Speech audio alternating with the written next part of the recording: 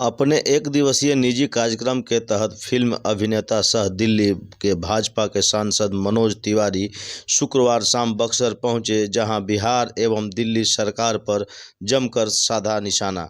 वहीं आकांक्षा दुबे पर भी दी प्रतिक्रिया। बक्सर पहुंचे मनोज तिवारी ने बिहार सरकार के आड़ों हाथों लेते हुए बताया कि बिहार में 2024 में नरेंद्र मोदी के नेतृत्व में जनता प्रचंड बहुमत देगी, जिसका कारण उन्होंने विकास के कार्यों को बताया।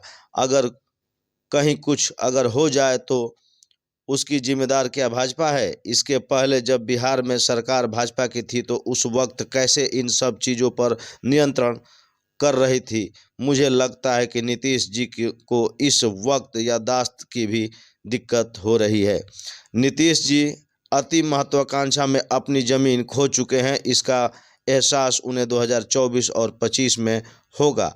वहीं बिहार के पूर्व मुख्यमंत्री समेत अन्य नेताओं को सासाराम रोकने के सवाल पर बोले कि अगर बीजेपी के सांसद और नेता व पूर्व मंत्री अगर सच्चाई जानना चाहते हैं तो उनसे क्यों छुपाया जा रहा है? बिहार समझ रहा है जो कारण है, उसे छुपाने में नीतीश कुमार जी की भलाई है। हालांकि गंदगी छुपती नहीं है, साजिशें छुपती नहीं है।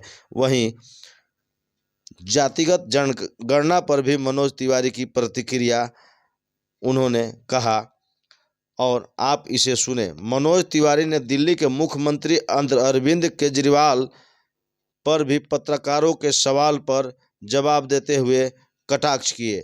इन सभी बातों को आप सुने, मनोज तिवारी ने क्या प्रतिक्रिया दी। एगो शुभ कार्य खातिर आयल बानी, जैसन कि आप लोग के मालूम होई, इस समय सबसे तेजी से और अगर कोनो उपक्रम बढ़ रहल बाटे देश में तो खादी बा।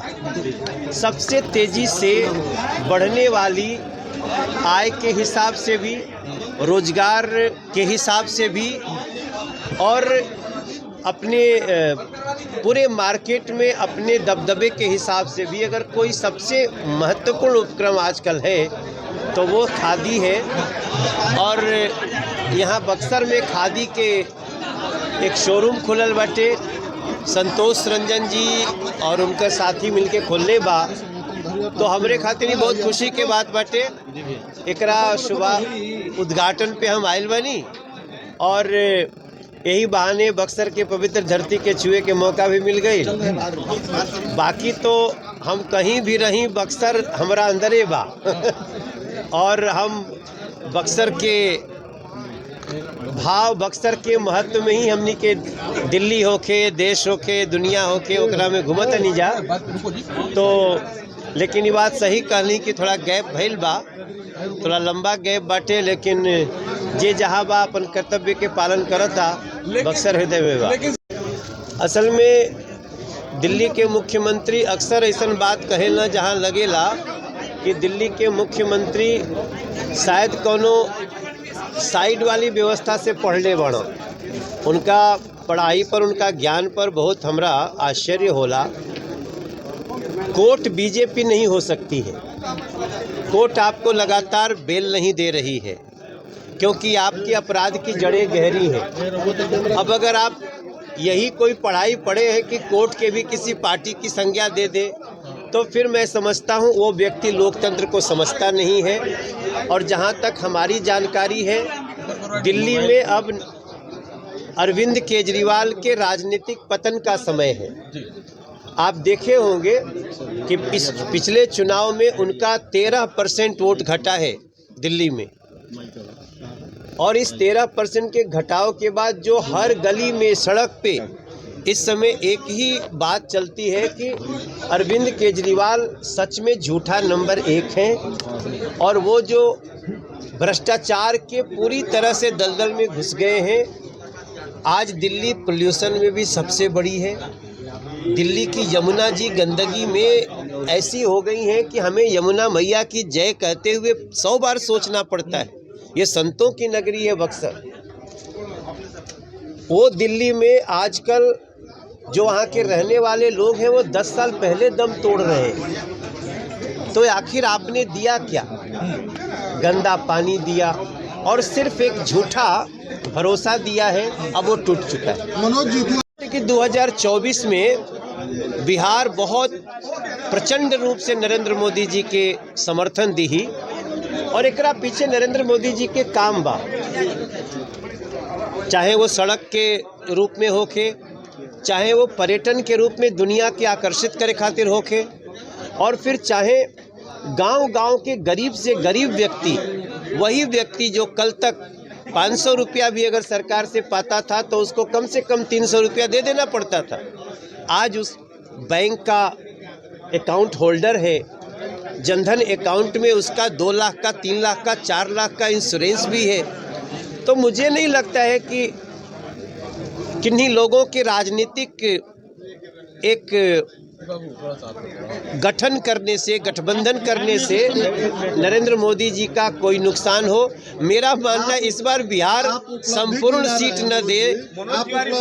जब भाजपा थी तो कैसे नियंत्रित करती थी?